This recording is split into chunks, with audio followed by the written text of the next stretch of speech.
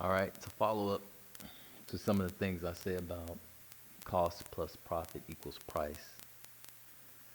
It was last year, 2021. Our accountant, he called me. I'm like, what is he calling us for? you know, um, he said, hey, I got this client, and they're looking for somebody that does your service. I'm not making no promises. They were just talking to me when they were whatever service they were getting from the accountant. Say, hey, I turned you on. Hey, thank you. Okay. So I immediately called the company. I set up a time to go see him. It was the next day. And we were talking, we was in discussion. I had my briefcase. I told him a little bit about the company. I told him a little bit about myself. Uh, and I priced out this contract. It was six figures. I'm not being cliche. And like I said, cost plus profit equals price. So these are ripped because from a different video I just made earlier. So I factored in the cost. I put our profit in there, and I came with the price. They were really impressed with us. That negotiation went on, I want to say, from like March to August, and they were okay with signing for multiple years. And I priced that contract out to about, I want to say, because this is November of 2022. I priced that contract out to about I want to say 120,000, give or take. And they was like, okay, that's cool, but we're gonna speak to some other companies. I was like, okay, all right, I understand. Even though I understand, I don't like it. Sign with me. Hey, we're the best. Let us do this work. And what I say, cost plus profit equals price. So no, we weren't gonna make $120 off that contract because we still had to hire employees. We still had to get them materials. Still had to, you know, make sure that that contract was running correctly. The paperwork for that contract. There's so many things you have to do.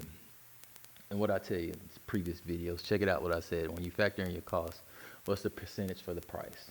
I mean, for the profit. Then you put the cost and the profit together, and that gets your price.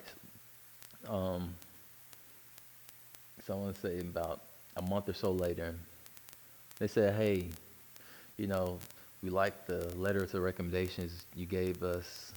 You showed us some of the people you work for. They gave you a good bill of health. They've used you all for years. They like you. We're confident in you. But here's the thing. We got two other proposals in. Bids and proposals are two different things. We got two other proposals in. One company said they can do it for 85. The company we currently have, we got a proposal from them, but we don't want to use them, so we're not going to tell you. And so they said, well, we want to go with you. We see your price is like 120. This other company said they can do it for, I think it was 80 or 85. And then they said, well, can you do it for 90? I'm sorry, it's late. 120 minus 90 is what? That's a $30,000 difference. So I said, I'll get back with you, even though I knew in my head immediately no.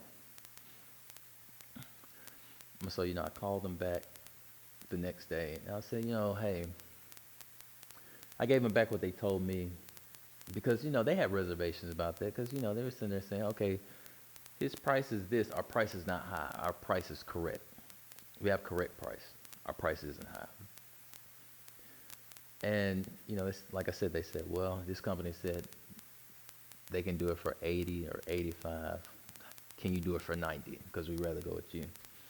And, I was telling them, why that's, not possible, why it's better to go with this. And, we were in negotiations. I'm telling you, from March to August. Like last year, I went to Biloxi, I went to Louisiana, I went to Texas. even when I was out of town, that was still on my mind. I was calling them out of town. People say, "Oh, I'll go on vacation. I'm not doing no work." No, not me. Oh, shoot, I'm gonna call you. I'm gonna stay on your mind because I know that there's other people out there that's vying for that work just like we are. Like I'm saying, this is November of 2022, Thanksgiving weekend, and I still cry over that. I still cry over that. Well, not literally, but that's the nature of the beast when it comes to business.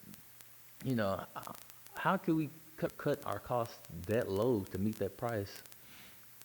It's not possible.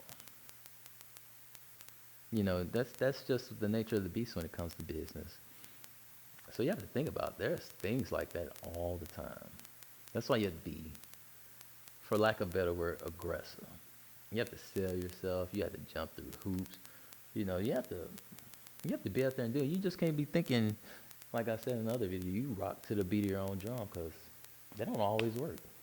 Like with this job site right here, they could have went with a different company, but I prayed that they didn't. When we were called in October, and I told them like, up under that constraint, we would be messing up our name with y'all.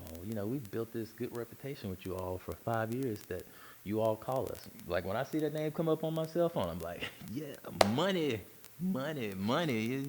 You know what I'm saying? I'd be happy. Shit, I'd be showing all of my teeth smiling at the phone. But I play it cool. I keep it cool.